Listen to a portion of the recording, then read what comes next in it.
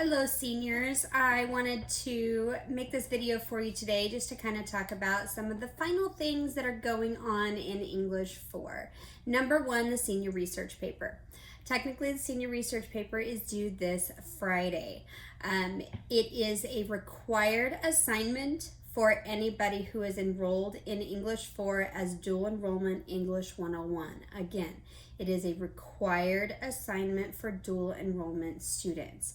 So you do need to make sure that you are completing that senior research paper. If you do not complete it and you are enrolled in the class for dual enrollment, you will receive a 0 for the assignment, and that will affect the grade posted for your GCC transcript. It will not affect your Peoria transcript. I will grade you out as if you just didn't complete it as far as Peoria High School is concerned. But if you are dual enrollment, I will enter that in as a 0 if you do not complete it, and that will have a negative effect on the grade posted to your college transcript. Please remember, if you have not yet started the research paper and you're finding that you do need to do the senior paper, you need those points, you need that experience, or you need it for, dual enrollment purposes, there are at least 3 instructional videos that are posted to the research paper OneNote notebook. All the materials that you need for the paper are there. I am also available to you. Remember the Teams hours, and if you need to meet with me outside of those hours, please just let me know. I'm home. I'm pretty flexible, so if you need to meet with me, please just let me know and we can set that up.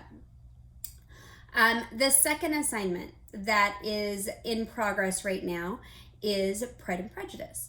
Pride and Prejudice is an opportunity for a significant number of points, probably a total of, depending on where your grade's at, it might equate to about a total of 5 percentage points. 2 percentage points towards the study guide, okay, that's worth 115 points. If you do it and you do it completely and you get it all right, that's a bump of about 2 percentage points. If you participate in the discussions, those are the Teams meetings, so meeting on Tuesday or Thursday morning or afternoon, and participating in the discussions that we're doing there. I'm keeping track of those discussions, and if you actively participate, it's like getting a verbal essay score, and I will enter that in once we have completed all 6 episodes of Pride and Prejudice.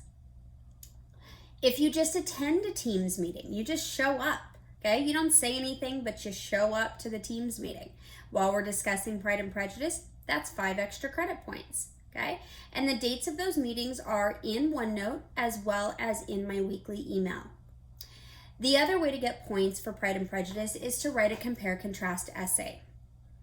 You would watch the 6 episodes mini-series of Pride and Prejudice that has been assigned, and then you would participate in one other viewing of Pride and Prejudice. That could be the BBC Pride and Prejudice. That could be the Pride and Prejudice with Keira Knightley. You could watch Pride and Prejudice and Zombies.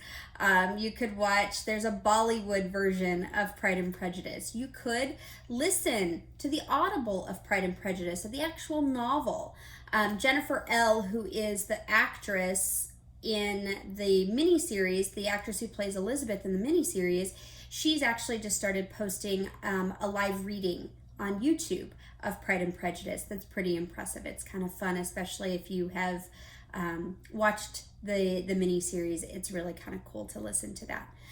There's also a YouTube vlog called the Lizzie Bennet Diaries that's super fun, and you could write a compare-contrast essay of 2 different versions of Pride and Prejudice. Upload that to turnitin.com. That will go in as an essay grade. So all said and done, that's a total of about 5 percentage points, maybe 6 percentage points if you did everything. Okay, but you would have to do everything to really get all 6 of those percentage points. Okay, so just kind of keep track or keep those things in mind, and you can pick and choose what you're doing, and depending on where you're at grade-wise, you can decide how much of this you want to do or if you need to do any of it. Okay. The third thing that's open to you is the COVID-19 evaluation. The COVID-19 evaluation essay is a requirement for dual enrollment students. This is one of the things you have to do in order to meet the requirements, meet the competencies of English 101. So if you don't do it, it will go in as a 0 as part of what I'm going to factor in for your grade for GCC. If you choose not to do it and you are dual enrollment, you'll still pass English 4 as long as you were passing prior to, but that would have a significant impact on your GPA with Glendale Community College. So it's, again, another essay opportunity, probably another 2 to 3 percentage points, depending on where your grade's at. Okay, everything is weighted, so it's difficult to say exactly how much a single assignment might move your grade. But it's definitely worth probably a couple of percentage points at least to write the COVID-19 evaluation. I think this is a really fairly easy essay to write. This is a very unique experience that we are all having, and to be able to reflect on that is something that I think becomes something that you would value later on. The second part of the COVID-19 evaluation is an assignment that I've set up for you in Teams utilizing an app called Flipgrid. Flipgrid is a way for you to just record kind of like your own vlog, I guess. And you don't have to show your face. You can just verbalize it if that's what you want to do. But I'm offering 10 points a week for just going in and revisiting your week as far as it relates to COVID-19. What have you learned? What have you experienced? What has been good for you? What has not been good for you? How has this been a difficult experience? How has this been really no real change in your life? You know, reflect on those things. And every one of those weekly Flipgrids that you post will be counted as 10 additional points.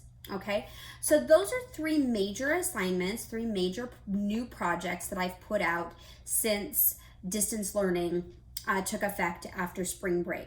You are also welcome to, of course, go back and review your grades prior to spring break. And other than tests, you can either redo assignments or you can complete assignments if you're looking to move your grade. Okay, so this is just kind of an update, just a reminder of exactly where we're at with things to hopefully help you feel more connected, feel more assured of where you're at. And if you have any questions, of course, please email me, send a text message to me using my Google Voice number. You can text me to 623-738-6089. Again, that Google Voice number is 623-738-6089. 6089. If you call that number, you're more than welcome to call the number as well. It is a little bit weird. It asks you to record your name and then it sends the call to me. So you're not actually leaving a voicemail. It's just letting me know ahead of time who I'm going to be talking to. So if you use that Google Voice number, you can text it, you can call it. And of course, my email address is amjenkins@pusd11.net. Please stay in contact. Please stay in communication with me. I'd love to know how you're doing, love to know how you've handled COVID-19, and more than anything, I look forward to seeing all of you May 15th for Cap and Gown, yearbook, and of course your senior sign distribution. Have a great day.